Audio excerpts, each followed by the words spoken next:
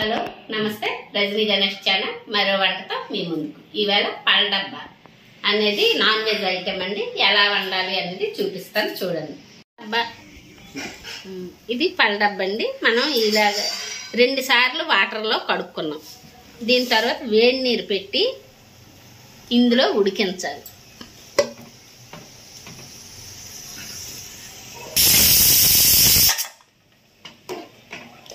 ఇది కొత్త ఉడికించాలి, ఎందుకంటే ఇందులో డస్ట్ ఉంటుంది. చూద్దురు కానీ అది కూడా ఇలా కొత్తమని ఉడికించాలండి. ఇది నార్మల్గా 1-2 ముక్కలైతే మటన్లో కానీ తలకాయలో కానీ వేసుకోవచ్చు. ఇది ఒక్కటే కూరగా మనం వండుకోవాలి. ఎక్కువ ముక్కలైతే ఇలా ఉడికించాలి. ఉడికింది పక్కన దించుకొని 1 నిమిషం చల్లారిన తర్వాత ఈ ముక్కలన్నీ సెపరేట్ చేసుకోవాలి.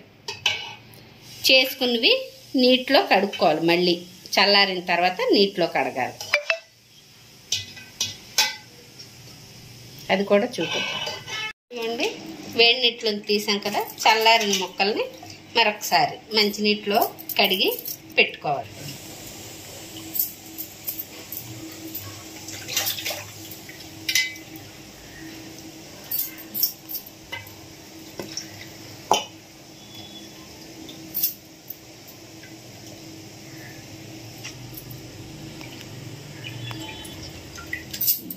దానికి కావలసిన పదార్థాలు: క్లీన్ చేసుకున్న పళ్ళ డబ్బా, 1 ఉల్లిపాయ, అల్లం వెల్లుల్లి వేసి ముద్ద రుబ్బి ఉంచుకున్నాం. మనం రెడీ చేసుకోవాల్సిన 3 పచ్చిమిర్చి, 2 ఉల్లిపాయలు, కూరకు తగినట్టు వేసుకోవాలండి. కరివేపాకు 1 రెబ్బ అయితే పెద్దది కదా, 1 అయితే సరిపోద్ది.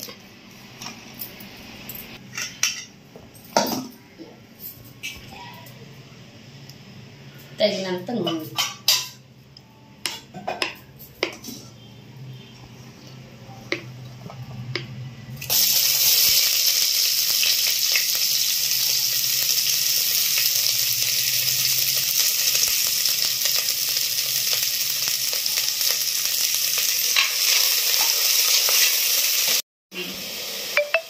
మూడు అంచులు ఉల్లి వేగింది కదా, ఆ టైంలోనే ఉల్లి ముద్ద వేసి వేపండి బాగా.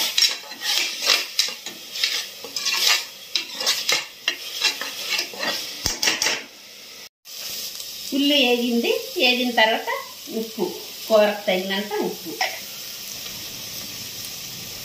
కారం, పచ్చిమిర్చి వేసాం కదండి, చూసుకోండి, మీకు తగినంత కారం వేసుకోండి.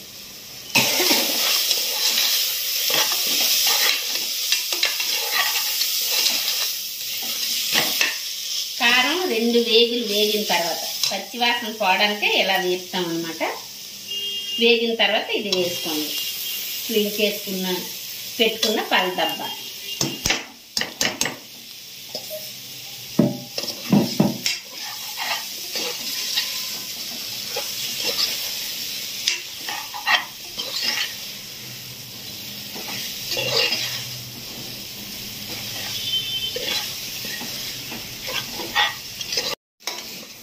ఇలా వేగిపోయింది కదా. ఈ కూర బాగా వేగిపోవాల్సిన పని లేదండి. ఉల్లి ముద్ద అన్నీ కలిపి వేగాయి కదా, అది సరిపోద్ది. ఉల్లి ముద్ద, ఉల్లిపాయలు అన్నీ కలిపి వేగాయి కదండి. ఇది వేసిన తర్వాత మరీ ఎక్కువేం వేగిపోక్కర్లేదు. 2-3 సార్లు తిప్పిన తర్వాత నీరు పోసుకోండి. ఉడికింది కదా, కుక్కర్లో ఎందుకు వండుతున్నాం అనుకోక్కర్లేదండి. కళాయిలో వండితే చాలా ఎక్కువ నీరు అవుద్ది, కసు మంట ఉంటుంది అనమాట. ఆల్రెడీ నేను ఒకసారి చేసి అలా అయింది, మాట్లాడితే నీళ్ళు పోయడం అయ్యింది. అందుకని కుక్కర్లో వండుతాను. కుక్కర్లో వేసింది 2 విజిల్లు వేయించాలి. వేయించాను కదా, ఉన్న నీరుని బాగా ఇంకించుకోవాలి.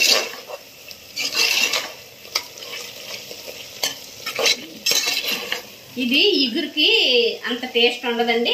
ఒకవేళ ఇగురు వండుకోవాలన్నా ఇవ్వండి, ముక్కకి ఎలా అంటించేయండి. కానీ వేపుడు బాగుంటుంది. ఇది ఇంకా ముక్కకి బాగా అంటినట్టు వేపుడులాగా చేసేస్తాను నేనైతే. మీకు ఎలా నచ్చితే అలా చేయండి, కానీ నీరులాగా మాత్రం ఉంచుకోకండి. ఇలా దగ్గరికి అంటించేయండి ముక్కకి.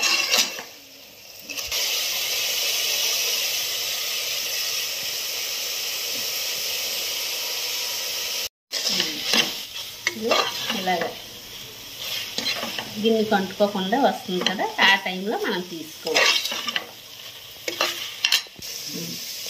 ఈ స్టేజ్లో మనం పొయ్యి ఆపేసుకోవచ్చండి.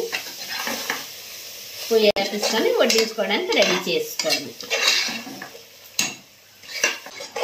కాస్త చల్లారిన తర్వాత తీసుకుందాం గిన్నెలోకి.